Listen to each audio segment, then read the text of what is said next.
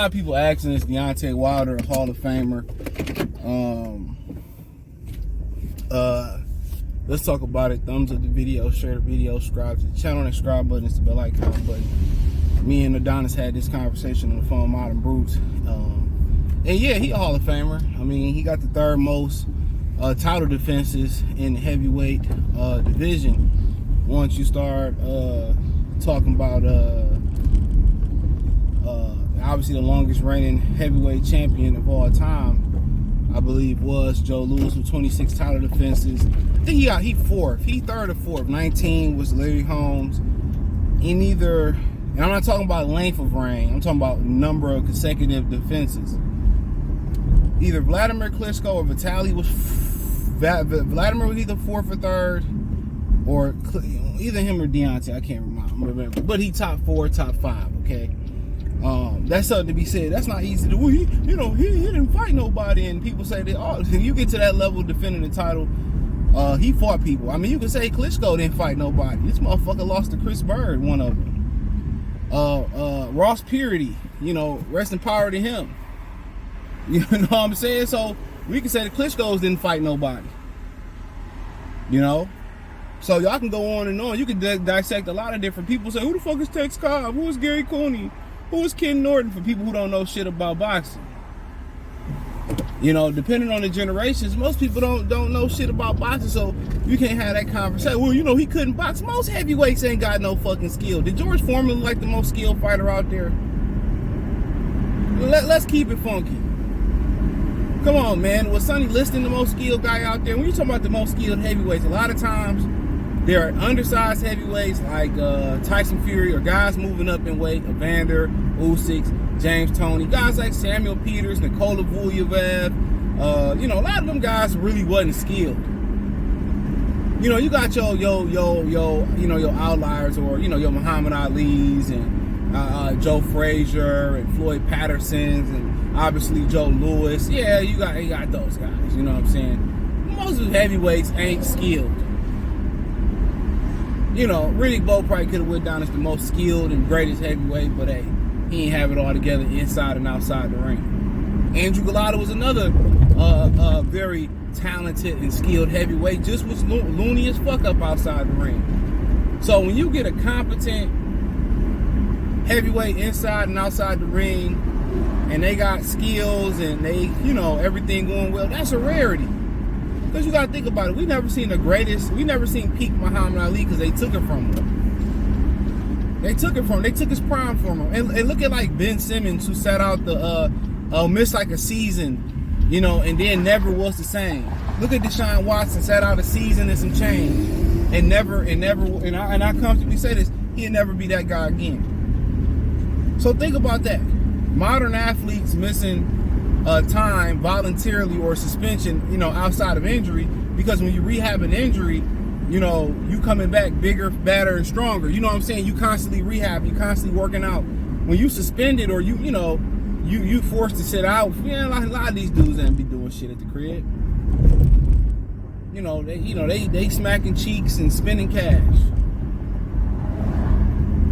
Okay? So for Muhammad Ali to have to, forcefully sit outside the ring and still come back and be regarded as one of the greatest fighters of all time, he right up there with Sugar Ray Robinson for me, is mind-blowing. Given what you know now about, resting periods without injuries for athletes. And we got modern examples.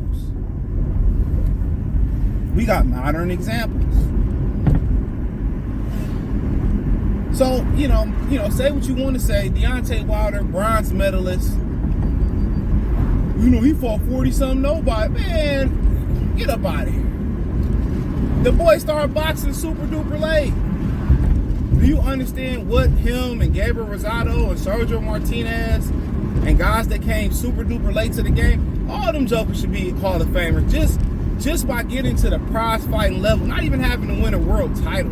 Which Gabriel Rosado should have won a world title versus Peter Quillen. He was wrong. That's an accomplishment in itself. His story is an accomplishment. He was a better fighter than Arturo Gatti. I don't care what you ninjas say. He's a better fighter than Arturo. Of course Deontay Wilder is. He brought excitement. He got knockout records or up there with knockout hot streaks. Klitschko was beating up on nobody and losing to a lot of nobodies. Let's keep it cool. Let's keep it funky. He wasn't one, neither one, man, Vitaly, okay. But most of the time, they wasn't even 10%, especially Vladimir. He wasn't even 1% as exciting as Deontay Wilder. You know? Wasn't nobody did it like Deontay Wilder did it. Nobody. And in that itself, you know, with having the top 3 or 4, let's just say top 5 title defense record in the heavyweight division, to me, that's more impressive than Floyd Mayweather 50-0, because the 50-0 record is a motherfucking heavyweight record. It's not no small man record. I got the 50-0. How about you? You know, it'd have been more impressive if you had 27 title defenses like Joe Louis, which he could have did it. He didn't want to do it. So they spent this narrative, which also poisoned the boxing community. They spin this narrative where, you know, where they say, well, you know, sanction belt body just take your money and all, and now that's the problem. He could have been undisputed like Bud. You know, he could have had title defense records. He chose not to do it. You know, he chose not to do it. So consecutively defending your title 10 times, 19 times, 26 times would probably never be broken as long as these guys fight once or twice a year. That's incredible. Whatever Vladimir's was, or it was a Vladimir's 10, 9, so that's hard to do. And unfortunately, a lot of that won't be replicated due to the inability of fight days and promoters working together. So what Deontay Wilder did, he did it in a unique fashion. He up there with the pantheons of greats, like it or not. You know what I'm saying? And nobody did it like him. What he did was fantastic. And to me, there are lesser fighters in the Hall of Fame with lesser resumes, like Arturo Gotti, you know, guys like that. Get the fuck out of here. You know, he can beat Tyson Fury and this, that, and the third, and that's cool. But then when you get outweighed by goddamn 100 pounds, you know, that's crazy. Your last opponent outweighed you by 70 pounds, and then nobody bat a motherfucking eye. But had it been, Ryan Garcia get outweighed, Devin Haney blew weight by 3 pounds, it'll be something. Well, you know, Devin Haney, you know, he blew up 25 pounds versus Regis to fight it the day of. But didn't tell y'all they had jewelry on, clothes on, shoes on, glasses on. They just step on the scale. It's not accurate where they strip down and reweigh in. That's what they call it, unofficial. But they pump these lies, but they don't pump the truth. That's what I tell y'all. Y'all really got to watch who you back. And I learned that being on YouTube and in life. You got to watch who you support and who you speak good of.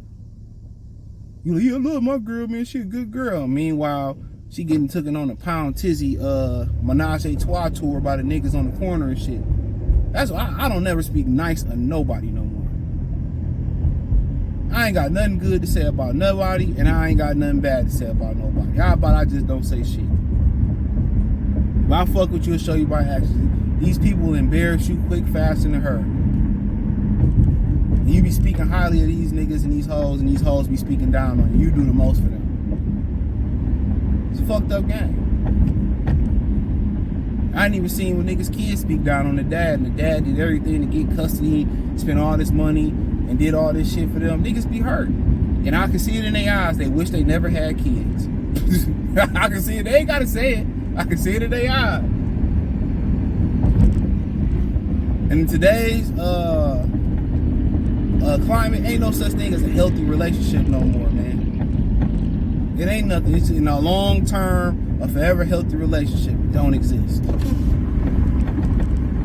It don't exist. But like I continue to say, man, of course Deontay is a Hall of Famer. You know, where he came from, what he fought for, what 10 straight title defenses, successful title defenses, so many knockouts, so much excitement. I feel like he would have knocked out Joshua in his prime. That's why one of the reasons that fight didn't happen, but most of the biggest reason that fight didn't happen, because of the egos of the promoters got involved, and I blame Al Heyman the most. But you know what? I kind of spoke on that in a video on Tuesday, and then the live stream on Monday. I spoke on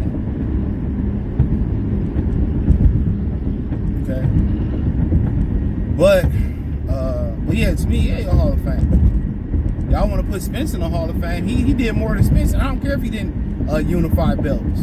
Al Heyman took that away from him in the IBF. He took that away from him being undisputed with Anthony Joshua, trying to steal Anthony Joshua away from Eddie Hearn, which I've been spoken about that allegedly plenty years ago. Yeah, man. So yeah, he did that, man. Trying to act in bad faith. That's why Eddie and Al fell out. Al did some whole ass shit allegedly. So yeah, man. You know, his promoter was the self-inflicted wound that he didn't reach unification. He didn't reach opportunity, which I think he would have knocked out Joshua prime for prime, and a lot of Joshua fans did too. You know what I'm saying? He came on here and admitted it. So yeah, at the end of the day, it is what it is. But yeah, I feel like he's more accomplished than Errol Spence. Errol Spence got 3 belts. That's cool. Lost the big one, like most PBC fighters do. But man, when a brother got 10 consecutive defenses, and a lot of them by knockout, that's impressive. And a lot of people could have made the case he beat Fury in that first fight. So it should have been 11 in a lot of people's opinion. So, like I said before, to each his own. I ain't telling y'all what to believe, what to say. But there's a lot of fighters who probably shouldn't be in there. Shit, Rocky Balboa in the fucking Hall of Fame. But he did contribute a lot to the sport of boxing. He made a lot of boxing fans, and the movies are still historic to this day, going into the Creed franchise. So I ain't really got no issue. He in there in my opinion. You know, Barry McGuinness in there, Arturo Gotti in there, and I think you can shuffle through and see some other guys should be there. Is Black Murder's Row in there? Because they should be in there too. I don't give a fuck about the title. So check out the Heavyweight Boxing Talk playlist. Hit the link tree. Find me on X, Instagram, Spotify, Anchor, Cash App. Check out the Patreon. Updated it on Goodfella TV. So y'all check that out. Side of things. There's 3 different tiers over there. Well, he wasn't skilled, and you know most heavyweights ain't skilled. Like, come on now, fuck up out of here. Besides the ones that moved up, like a lot of them, there's a few outliers. Some shit. The sport is old as fuck. But y'all know what I'm saying. Peace.